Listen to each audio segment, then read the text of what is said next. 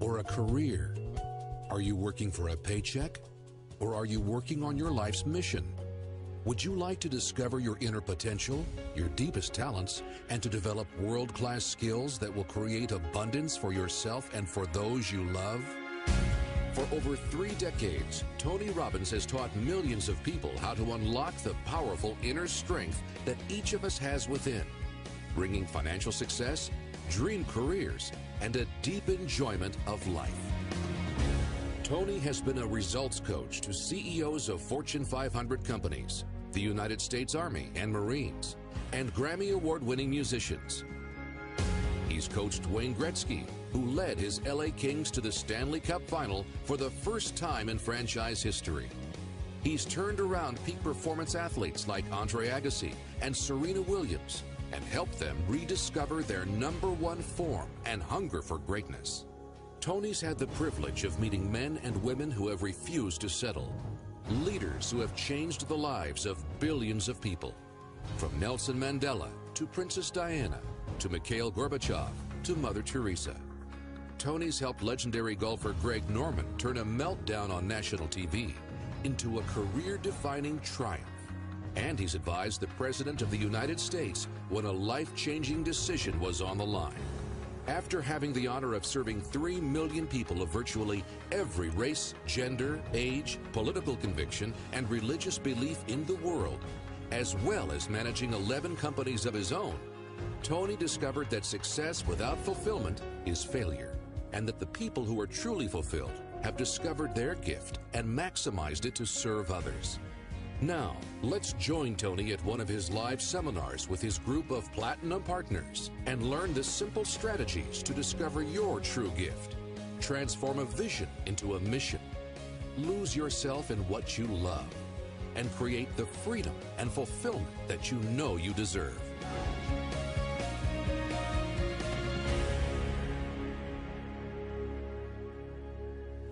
This is life and enterprise management. And so as a result, we want to make sure we work on both.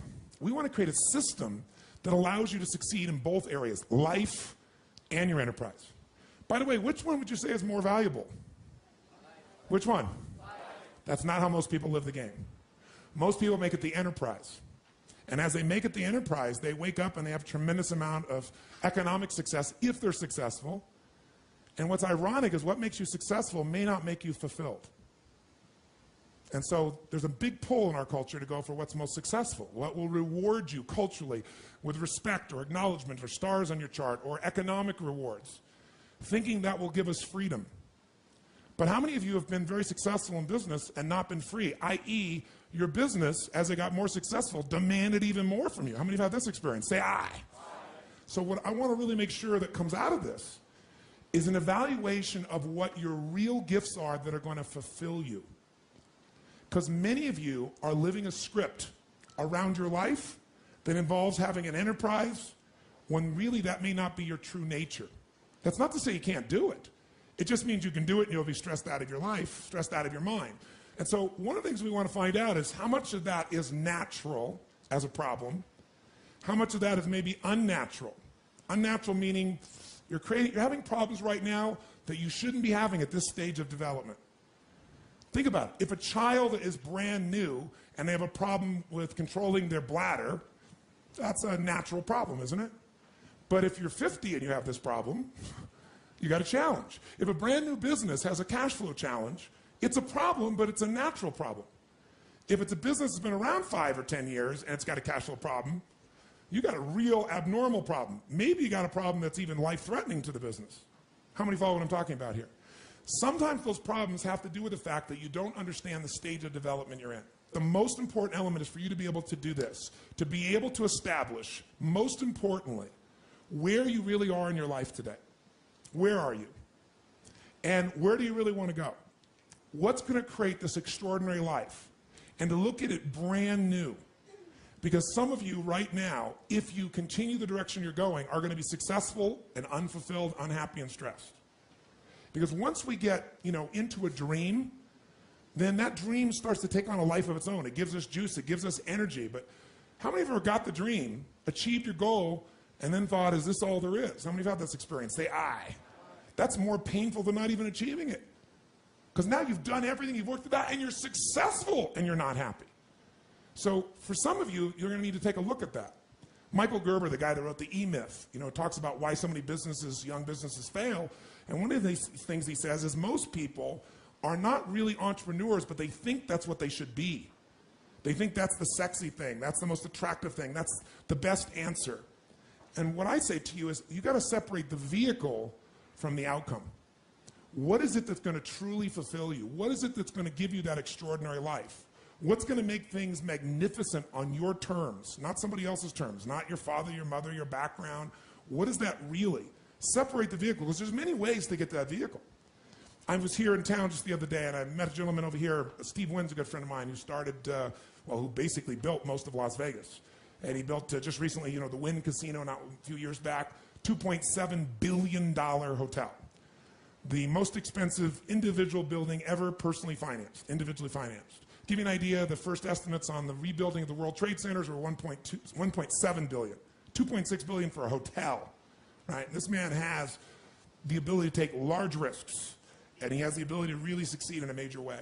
But I bring that up because I was in town, and for our new home, we have these hot springs. We're getting some really large crystals, and there's a guy in town who has this crystal shop, right? But you got to make an appointment to see the guy. And it's unbelievable. So I get to know him and talk to him and find out he's great friends with Steve. He's been skiing with Steve for 20 years. This guy used to have this business. He sold the business, didn't actually make that much money, but he was tired of the stress of the business. And he said, I'm just going to do what I love. And what I love to do is ski every day. So what he did was he started his little crystal business, made plenty of money, in his little business, had set aside some money from his previous business, and he gets up every day and skis, has a blast, and he has this unbelievable lifestyle. Because, he's Steve Wynn's guest everywhere. He flies on the Gulfstream, doesn't have to pay for it. Right? Doesn't pay the insurance, doesn't have to pay for the fuel, doesn't worry about maintenance, managing it, or anything. And he's telling me about all these things he does in his life. And he has a billion-dollar lifestyle, billionaire's lifestyle. But he's structured his life in a way that's fulfilling, where he has time for his grandkids, where he has time for his wife, where he has time for his passions. But he just does it in a different way. He had this big dream, he said, of making this gigantic business, and all it did was stress him out. Now, I'm not saying that's the answer for you, but I'm saying sometimes you got to reevaluate what's going to really make you fulfilled. What is your gift? Are you an artist? Are you the talent that can produce something no one else produces as a skill or a product or a service or some impact? Are you incredibly good at management? You really know how to manage or lead people? Are you an extraordinary entrepreneur that can take that gigantic gut load of risk and can create the vision and attract the talent that you need and the managers and leaders? You may have all three abilities, but which one really fulfills you the most is going to be the critical question. Because we tend to want to do them all, especially in a room like this, because you're all overachievers, right? Me too. And you say, well, I can do all these. Yes, you can, but what will it do to your quality of life? See, again, the secret's going to be this. What is an extraordinary life on your terms today? Getting clear about that. At this stage of life, where you are, where you want to go. And I'll give you an example. I had the privilege of spending some time this last Easter. It happened to be that weekend I got invited by the Dalai Lama for a really intimate group of people. They had a large conference, but initial meeting the day before was with about 45, maybe 50 people. And who was invited were a group of leaders from around the world in different areas, but primarily the people that were invited that were leaders in the Muslim world, leaders from the Christian world, and leaders from the Jewish world, called together by Dalai Lama in San Francisco. And so I got to sit in this room and really mostly witness, because I wasn't one of those leaders of one of those great traditions, obviously. But the interesting thing was watching these people, and we're together on the weekend of Easter, the birth of Muhammad, and Passover. I mean, it was fascinating being there. Just happened, bam, it's all happening at the same time. You have all these people together. And the Dalai Lama is a really magnificent man, regardless of one's religious beliefs. Anyone who can be in an experience where everything in his life was taken from him, and yet still find a way to have a sense of meaning and be fulfilled and not be angry and rageful. I mean, imagine your family being murdered. Imagine your country being taken from you. And for almost, 30, 40, 50 years, you're living in this way. You can't go home. Most people would not have a really great quality of life, because what would be going on in their head, in their heart, would make them insane. Because clearly, his life conditions don't match the blueprint of what he thought it was going to be like. And for most people, that makes them crazy. And yet this man who's been through all this truly is one of the most loving human beings you're ever going to meet. He's one of the most generous human beings you're going to meet, one of the most compassionate. Like, he prays for the Chinese soldiers that, you know, have taken over his country, and he doesn't do it like, I'm better than you. He just praises their brothers that their hearts will open, that things will shift through time. He's an amazing man. So he brings all these people together as only the Dalai Lama can do, and he's very self-effacing, and he's very humorous. And you have all these people in the room. In the beginning, everything is really wonderful because, you know, everyone's getting together to discuss how do we get our great traditions to work together. And sure enough, people get up and they talk about who they're representing and what their, you know, sect of that particular religion is and the impact and how many people are there. And it becomes kind of a significance fight, like a group of business people getting together, fighting for position sometimes. And at one point, it got a little bit heated. And the Dalai Lama is sitting in the chair, and people go back and forth, back and forth, back and forth. And I'm thinking, wow, how's he going to handle this? And he did this. He raised his hand like a school child. And everybody's talking. He just kept his hand up like this, a little smile, right? And then finally, the room kind of got quiet, and then somebody called on him. And they said, Your Holiness, and he said, we all represent such magnificent traditions. We represent millions, hundreds of millions of people around the world. And he said, we'd all have to agree that at the core, all these people, regardless of the tradition they're following, they have certain things in common as human beings, as brothers and sisters of humanity. And he said, I would say and suggest that what they all want, regardless of their tradition, is one thing: to be happy. Isn't that why they're doing all this? They want to be happy. They want to have their children be happy. They want to have a sense of fulfillment. They just want to feel like their life has that experience of joy or pleasure or fulfillment. Isn't that what everybody wants? And he said, so maybe we should focus on the common elements that will bring happiness to all people. We can find them in all our traditions. Maybe that's the direction we should go with this conference. And you could just see, like, all these heads, very proud heads in some cases, nodding their heads like crazy. And I thought, God, how beautiful and how simple. That's why you really came here, my friends. That's why you're participating in this program. At some level, you have a blueprint, a mindset, a belief system, a philosophy, a set of values that says, if I master this thing called my life or my enterprise, then I'll have this great feeling. But what's really interesting about life, I believe that extraordinary life, however you define it, has two master skills to it. The first skill is the science of achievement. Most of you in this room have achieved enormously at various levels of business, or as an individual artist or talent, or as an entrepreneur, or as a manager or leader, as an investor. I mean, everybody in this room, most of you in this room, have really hit the jackpot by most of the world's standards, even though most of you think it's still not enough. But the science of achievement is a skill. It is a science. There are laws. So achievement, even this course, to me, that achievement is, you know, business is a spiritual game. That's what I believe. It's a spiritual practice. A lot of people think it's business. Oh, that's money. That's this horrible thing over there. And that's one of the reasons that they never get really passionate about it. I'm a very spiritually driven, purpose-driven man. But the reason I love business is I see business as the ability to take the invisible and make it visible. I think that is what spirituality and creation is. It's about how can I find the gift I have to give the world? And how can I give it in a way that truly adds value? Not I think adds value, but the people receiving it, they vote with their feet and say, this truly makes a difference in my life. This is something I value. And then you know because they become a customer again. You know because they're thrilled with it. You know because they become a raving fan, not just a satisfied customer. Satisfied customers will leave you. Raving fans will stick with you. You know, how many of you here, when I say the word, let's say, Microsoft, give me the emotion with sound that you associate Microsoft. Quick, go. Go ahead. If I say Apple, give me the feedback. Apple, do it again. No, I didn't lead you in any way. Apple made every mistake they could possibly make to go out of business. I remember, you know, when Apple started not making any software and they changed the business, and everybody in my company came to me and said, you know, we've got to go, because it's early in our company's history, we've got to go to Windows. I go, Windows is a piece of crap. I mean, it's a poor copy of this. That's absurd. But there was no software, and so everyone in my company went there, but I hung on to my Apple. Because people that had association to Apple are raving fans. They stuck by it, and now they got their iPods, and now they've got, you know, their magnificent computers, and they know they got the best computers in the world. They just smile and laugh. But you notice, when most people associate to Microsoft, even though it's the biggest player in the world, you can just hear by the emotion, you know, just, yeah. Some people get pissy about it. Very few people you'll ever meet that are pissy about Apple, except people from Microsoft. The point is, one is a satisfied customer at best, the other's a raving fan. If you're going to play the spiritual game of business, the spiritual practice, think about how fast can I take what I envision and make it real? How can I find my form of service, my gift, and give it in a way that is most impactful? That's really what this is really all about. Now, the second, and remember I said this is a science to achieve, and we're going to go through that science. How do we create a sustainable system that makes that happen? But the second skill of life is less focused on, and if you're going to have not only management, but create and grow an extraordinary life, you've got to master the second. And that second master skill is the art of fulfillment. The art of fulfillment. And the art of fulfillment, I call it an art because art is like what one person thinks is beautiful, somebody else may think is ugly.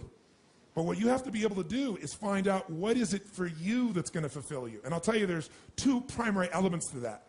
You've got to figure out what is your gift that's going to give you a sense of meaning, because you can't be fulfilled without a sense of contribution. You can feel happy.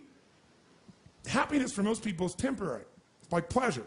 You know, eat a chocolate cake, make love, you know, score a point in the game, you know, get the trophy, you know, take your business to the highest level, make the money.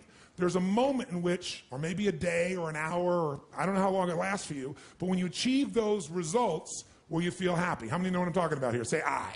And how long does it last? I can remember a day when I was on stage. I was in New York City. I was doing what I loved. I was, you know, giving an event, and there was 18,000 people. And I was in the mode of doing what I love, going for it, full tilt. And during one of the stretch breaks, somebody ran up to me and told me, our company went public that day, and I made $400 million that day. And I remember, wow, I thought, that is so cool. And then I just went right back to what I was doing, which is what I love most, which is serving people, my passion, you know, lighting people up, feeling it. And then I went home, and I said, oh yeah, God, it's unbelievable, I made $400 million. Yeah, what's for lunch? And I'm not saying that, you know, in a cutesy way or an arrogant way. It's just like what you would have thought would be like the most unbelievable thing. That wasn't as fulfilling as my art. You know, my core gift being given is wonderful. And it's a good thing because later on, it was an internet company, and I saw quite a bit of drop in that company, like about 90%, you know, 85%.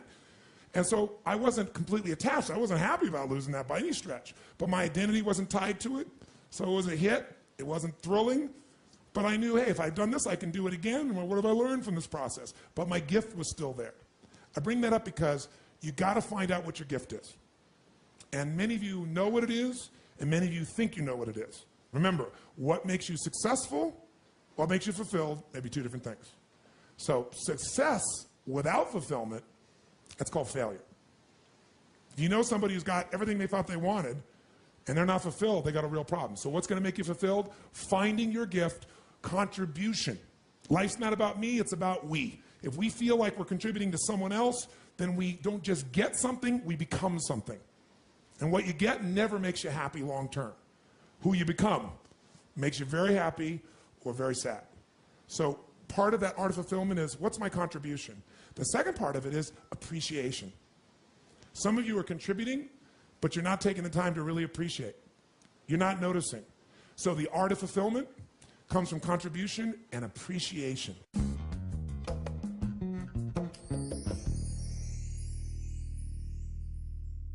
Tell us what's been going on and where are you now?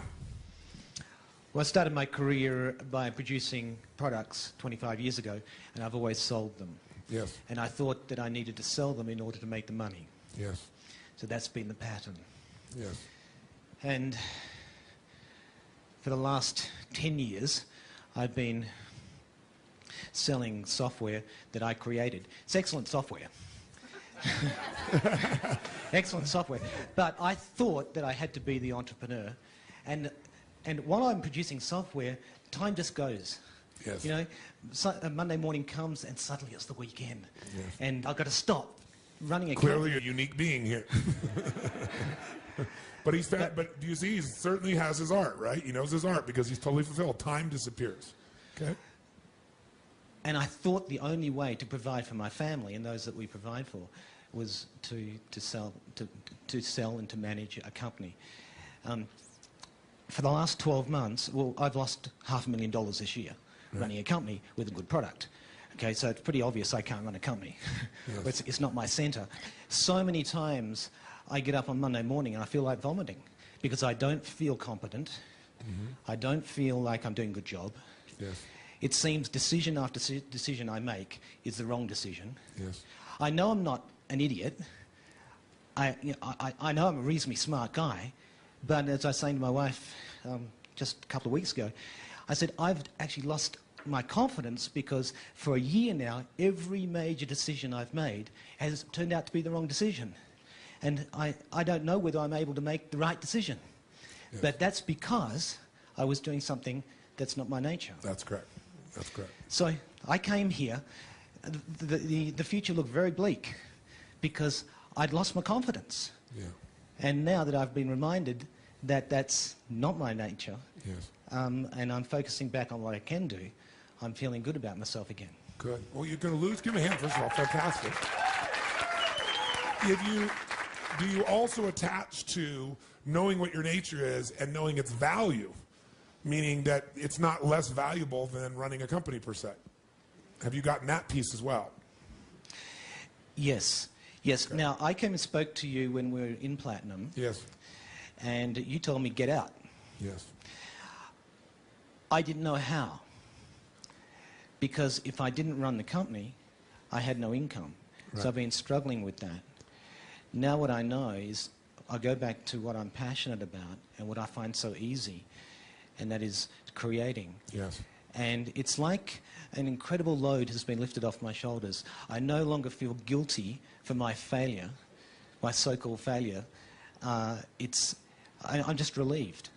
It may not even be failure. It may be one of the most important lessons that you've ever had in your life. And it may be a lesson you can pass on to your children and save them an unbelievable amount of pain in their life so that they don't do the same thing because they think they should be like dad or like mom or like a brother or a sister or a friend or what the society has told them. I mean, I think it's one of the most important lessons. And the challenge is we don't tend to remember a lesson that is easy. Isn't it true? I mean, when we succeed, what do? We party. When we fail, we tell them to ponder. And that pondering takes it from the cognitive down into the emotional and eventually down directly into the gut in your body. And now the lesson becomes one you don't forget for a lifetime. So I don't know that it was a failure, and I'm not just using it to be positive or be playful or blow smoke with your language, but I think it's really important you give it the effective and true meaning. If you got the lesson, it's one of the most valuable lessons of your life, wasn't a failure at all, and will give you freedom and fulfillment for a lifetime. Absolute freedom. And this is 25 years down the track. Yes. And for a decade, I've been doing that which I hate. I'm passionately hating what I do. I talk about live with passion. I have passionately detested what I've been doing, but I didn't see a way out. I felt trapped. So how are you going to do it now? What are you going to do differently? You're going to go back and you're going to embrace your gift. And are you going to sell the company? Are you going to partner with somebody? Are you going to work for a company and just take the income and have the freedom? What are you going to do? What's the route that you're going to take? Do you know yet? That's a very good question. I haven't figured that out. Okay. But I do know the outcome, and that is I'll be spending my time in creation. Perfect.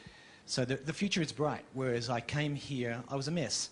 I was stressed out and I've never been so stressed in my life as I have been in the last 6 months. Well, now you're not going to be, so think about what life will be for the next 10 years plus. Give him a big hand. Yay.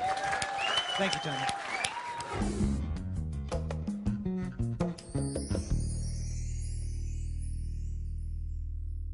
Whether you're the talent, that's the gift you've got, whether you're the manager, leader, whether you're the entrepreneur, find your gift and give it every day with more intensity, more beauty, more love, and more unselfishness, and ironically, you'll fill up even more. You'll feel more love and joy and happiness because you'll love yourself, for God's sakes, regardless of what other people do. And it won't be an ego love yourself where you're lying to yourself so you can make other people think you're a certain way. It'll be you connecting with you. And when you connect with you, it's very easy to connect with the real part of other people. That's what life enterprise management is. I'll give it to you. 3,000-year-old simple phrase.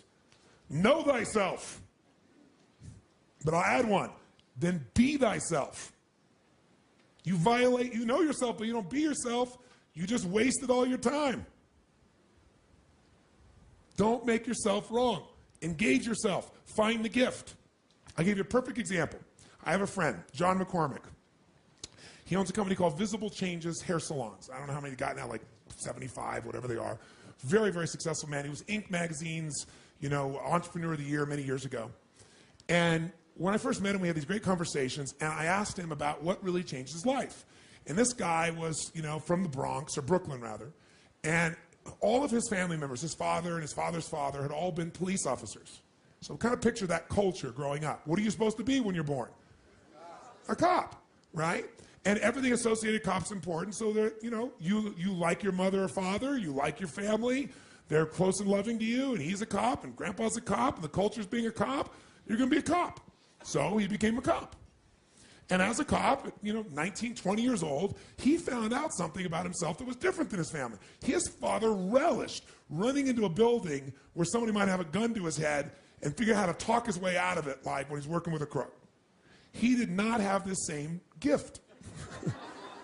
He didn't have the gift of desiring to be in a place of such massive uncertainty like his father did. Not at all. Not in this context, anyway. He might want it somewhere else, but not here. Everybody wants variety, but that's not what he wanted. And one day he was chasing a guy, and he turned around, and the guy had a gun out to his head, and he fired at him and barely missed. And fortunately, his partner got the guy. And the next day he said, I am not being a cop. It ain't worth $20,000 a year to have somebody shooting at me every day. Now, when he did that, nobody in his family was happy about it. But he said, I am not going to do that. I'm not.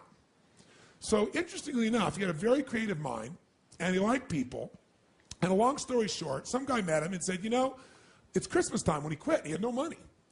And he said, how about, you partner with me, a friend of his, and he said, we'll buy a bunch of Christmas trees. And he said, I got this money, and I'll give you a third if I got to pay for it. If you want to put money in, we'll split 50-50. And let's take this little, parking lot over here, and it's not even ours. Let's sell Christmas trees there, man. We'll make some money. So he said, well, there's no electricity. The guy says, come on, man. He said, there's a woman next door. We'll borrow her electricity. We'll get a cord from her. So sure enough, he and his buddy, John McCormick and his buddy, they go out and they buy these Christmas trees. They drive a million miles away to get them, so they get them really cheap. They bring them to New York City, down in Brooklyn. It's a little parking lot, an old broken down building. They put them out there, and they sell all the Christmas trees, and they go back and do it again. They keep reinvesting, and over the period of like 2 or 3 weeks, he makes X amount of money. I don't really remember the number, but let's say it's $10,000. More money, almost as much as you'd make in a year, half as much as you'd make in a year, and he made it without somebody shooting at him, and he made it in 3 weeks.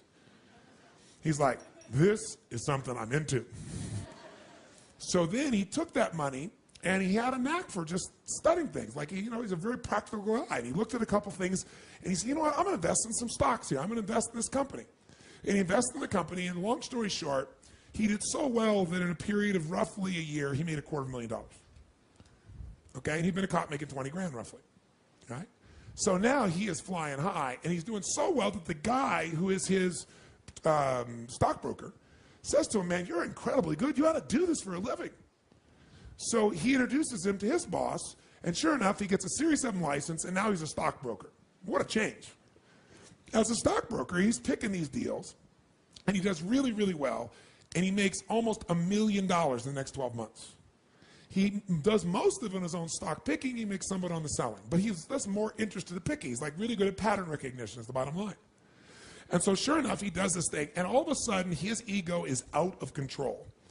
He buys a brand new limousine, his own personal limousine, and hires a person to drive him.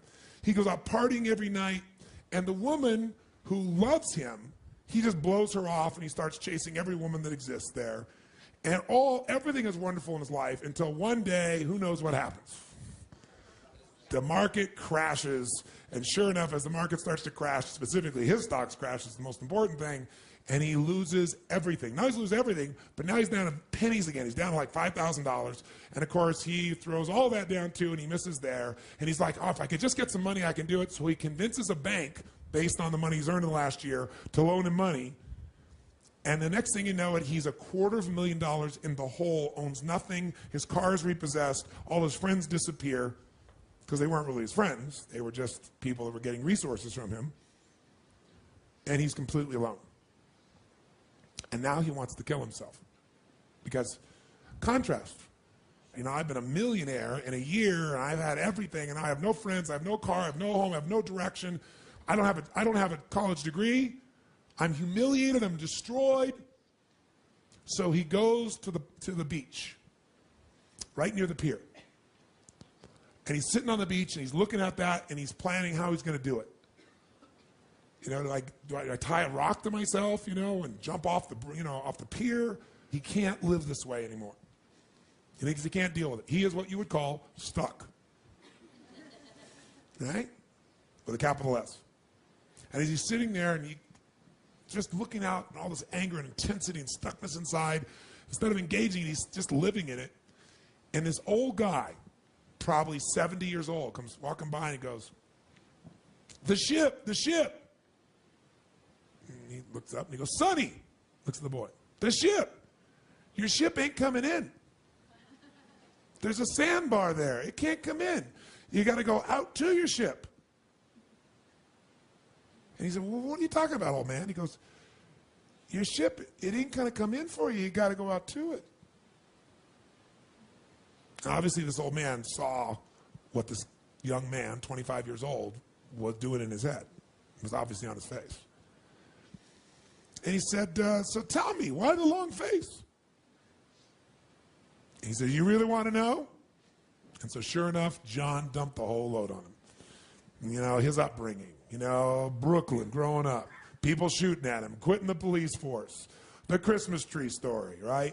Making the money in stocks, $250,000, making $1 million, becoming a stockbroker, losing it all, borrowing money from the bank, and now he's worth minus $250,000. And frankly, there's not a reason to live. My friends weren't my friends.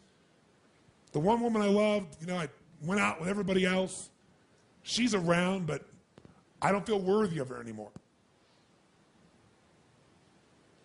And he looked at him and said, can you run? He said, what? Can you run? Well, yeah, of course I can run. He said, you think you could beat me in a 100-yard dash? And he looked at him and said, come on, old man. You're probably, 3 times my age? He said, yeah, I could beat you in a 100-yard dash. He said, you want to bet on it? He said, you sound like you're a betting man. He said, well, what's the bet? $50. $50 I beat you in a 100-yard dash. He said, what's the catch? He said, there's no catch. He said, in fact, I'll give you odds 10 to 1. If you beat me, I'll pay you $500. That's $500 is a lot of money, right? He said, but I want you to go. You got the money? He goes, well, no. He said, meet me tomorrow morning. Come back here at 8:30. We'll have our run. Bring the $50. You beat me in a 100-yard dash? $500. I beat you. I get the $50. Deal? He goes, okay, old man. He shook his hand. And he told me later. He said, I don't know what this deal is. Maybe the old man just feels sorry for me. He's giving me $500. But for the first time, he had a compelling future. He said the problem is he didn't have $50. So he went home to his girlfriend, the one that stuck by him, right? And he told her the story, and she was like skeptical as hell, but she had $50, so she gave it to him. Sure enough, the next morning, he shows up at 8:30 in the morning, and he's ready. I'm going to get my $500. You know, that's compelling. That's something to look forward to now. Got a reason to live, at least for a day or two. You know, $500 would be a lot of money again. At least I could, you know, maybe I could invest. Maybe I could do something, he said. So he gets there, and sure enough, he's waiting, got to show up. Sure enough, he ends up sitting in the same place, looking at the water, and he goes, ready, Sonny? And he looks up, he goes, yeah. He goes, you got your $50? He goes, yeah. You remember the odds? I said, yeah. 10 to 1? Yeah, great. He says, now, Sonny, are you strong? Think you could beat me? I said, oh, yeah. He said, now, you ever been to the track? He said, what do you mean? He said, have you ever been to the horse track? He said, yeah. I said, what happens when one horse shows up and he looks a lot stronger than the other horses? He said, well, they handicap him. He said, that's right. He said, so I brought you something. He said, how do they handicap him? He says, well, usually they put some extra weights on him. And he said, I don't need that handicap. I don't need to carry those weights. He said, so I'm going to give you something instead. And he hands them a knapsack. He said, get in. He said, what? He said, first he made him mark the 100 yards.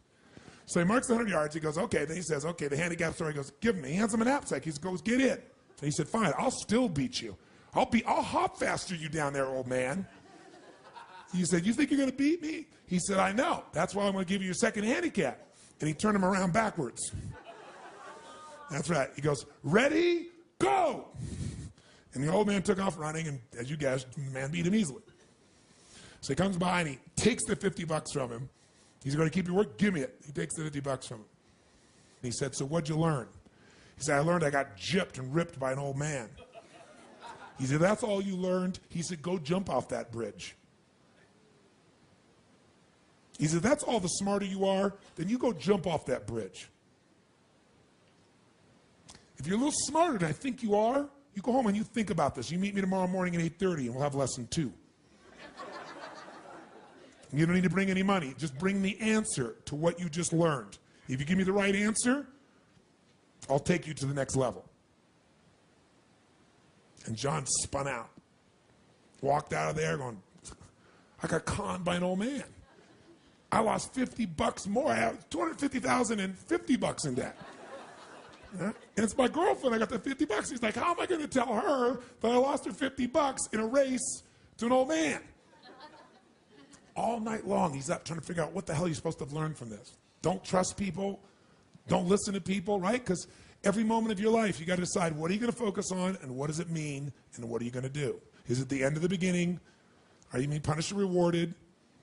Meaning is where all life is shaped, and you have the power to change the meaning how fast. But you better ask a better question or come up with a better answer. So sure enough, he comes back the next morning. He's thought all night. Sure enough, the guy's there. His name's Abe. Abe's there. He said, okay, young man, what did you learn? He said, well, I guess what I really learned is I lost because I let you make up the rules. He said, I got 2 sons. Both went to college.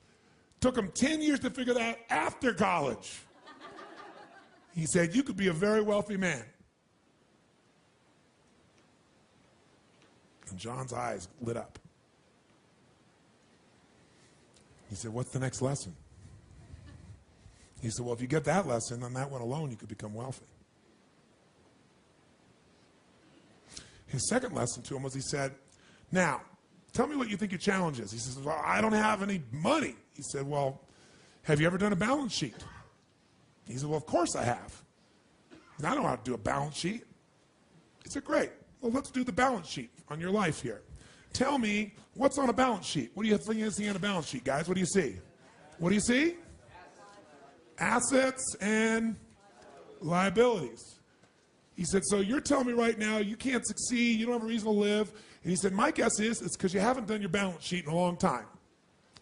So he said, come on, let's fill out the balance sheet of your life. Tell me what you got. And he said, well, I'll tell you what I got. He said, I got minus $250,000 is what I got. Actually, $250,050 thanks to you. I owe $250,000. I'll tell you what else. I don't have, a college education. I don't have a degree.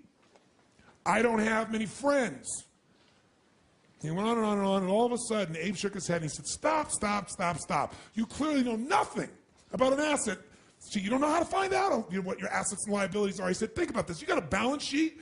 What does that tell me when you start with the liability side?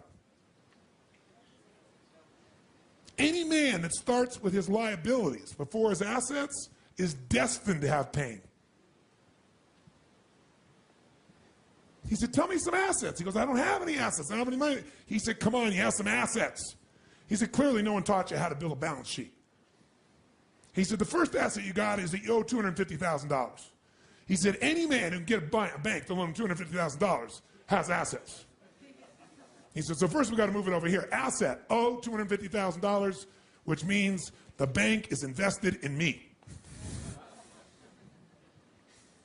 Now, to be able to borrow $250,000, you must have some other assets.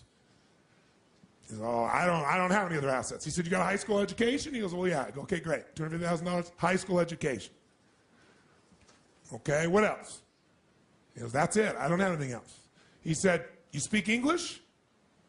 I said, what do you mean do I speak? He said, do you speak English? He said, yes. He said, put it down, speaks English. Do you know how many people don't speak English that come to this country and become multimillionaires? And how hard it is when you can't speak English? speaks English, he writes down. He goes, all right, what else? He goes, I don't have anything else. He said, do you know currency? And, he says, well, you mean like yen to the dollar? He goes, no, do you know currency? Quarters, nickels, how to put them together to get change. So he goes, knows currency. And he just kept building this thing and building this thing until there were so many assets and so few liabilities that John got it.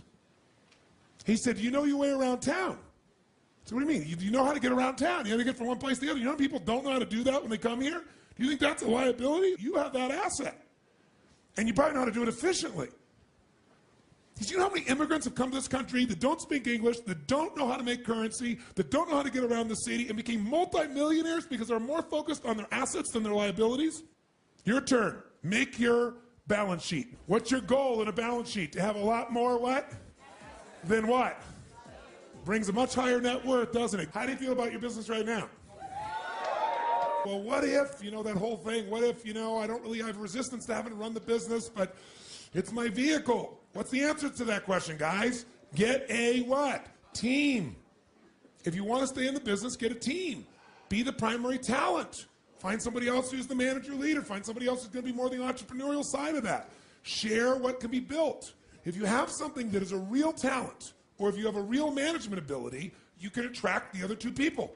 You can find a talent that you can help promote and manage and lead, and you can certainly get somebody to help fund it, take the risk with you on it, and help you innovate it.